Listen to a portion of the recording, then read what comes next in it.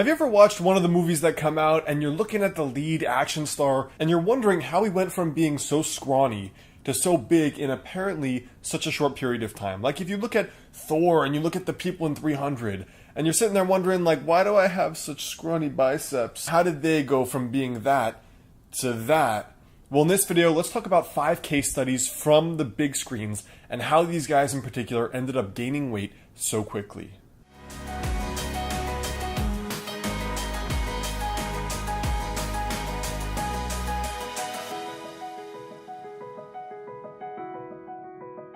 What's up guys, Alex Hine here, author of the book Master the Day. Alright, so case study number 1 is Gerard Butler in the movie 300. I mean, just look at the before and the after picture. It looks pretty dramatic, but as you'll soon see, this is actually probably the least dramatic body transformation I'm going to feature here today. So let's look at the obvious factors here. In this picture, number 1, Gerard Butler did not gain that much weight. Alright, he didn't gain like 30, 40, 50 pounds like some of these guys did.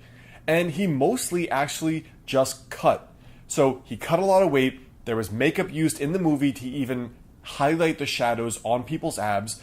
And he got pumped up before a lot of the fight scenes where he had to be, you know, the charismatic, muscular dude. Now, there's even a saying in the fitness community that losing fat or getting cut appears to add 20 pounds of muscle. Now, this is kind of like an anecdotal thing, but you can take the guy at the same weight, a person at the same weight, male or female. When they lose body fat, the definition itself can make a person look incredible. This second case study here is Chris Hemsworth in the movie Thor. Now obviously, before he looked like this, he wasn't a thin dude, but he was an average body weight, and after, he was truly massive. Like this is a big, dramatic transformation where Chris actually gained a lot of weight for this role. Now here's a direct quote from an interview with him on how he bulked up when he said, "I feel as if I've been busy. But all I've been doing is eating all day. Eating when you're not hungry and taking in that amount of food is exhausting." So number 1, we know he was eating kind of like a bodybuilding type meal plan, which was every 2 to 3 hours, typically rice, broccoli, and chicken. His workouts, on the other hand, were typical also bodybuilding splits. So for example, on Monday he'd do chest for 6 to 12 sets, Tuesday back, Wednesday arms, Thursday legs, and then Friday shoulders and abs. So for Chris Hemsworth, it was hammering down tons of food and typical bodybuilding splits. Now what about Mark Wahlberg in the movie Pain and Gain? So Mark Wahlberg, first of all, was already a weightlifter. He's already a big dude that obviously stays consistent in the gym. You can see between movies, he's already fit and he stays pretty big. Now, he got a lot bigger for the movie Pain and Gain, and this is a direct quote from what he was doing. In an interview with E! Online, he said, "I was eating 10 meals a day and drinking mass gainers.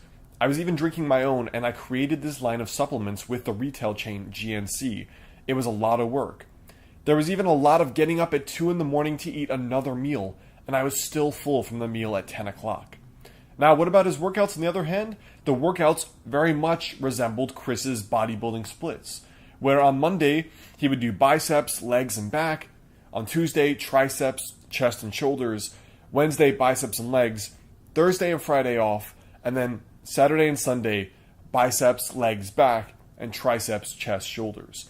So his secret was hammering down a disgusting amount of food, as well as typical bodybuilding splits and a lot of volume. Tom Hardy is a bit of a different transformation. Before, he wasn't necessarily that fit. He was just kind of like a normal body weight looking guy, not that muscular. For Bane, he had to gain the weight in a short period of time. So what we see that's different here is that he also gained a lot of fat.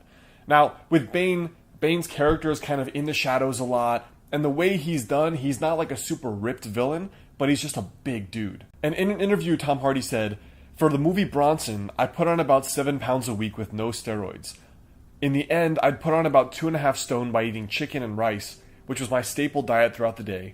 Then I'd have pizza, Haagen-Dazs, and Coca-Cola. So not good stuff, but I had to put the weight on." Now, even though Tom Hardy's transformation is dramatic, the difference here is that compared to the other people I featured, he's a lot less cut and a lot less ripped. So you can tell it was a short period of time, and there was probably a lot more junk and a lot of excess calories in order to get there. Now the 5th transformation here is Christian Bale going from the movie The Machinist all the way to Batman.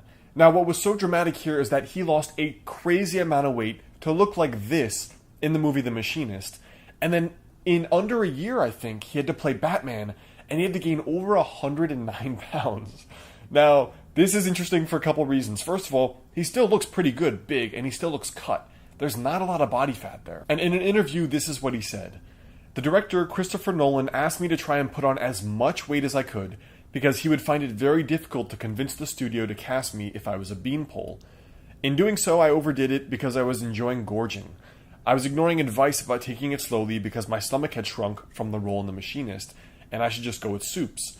But I went straight into pizza and ice cream and eating 5 meals in a sitting. My stomach expanded really quickly. I got very sick during that time, but I enjoyed getting sick. I didn't mind it at all.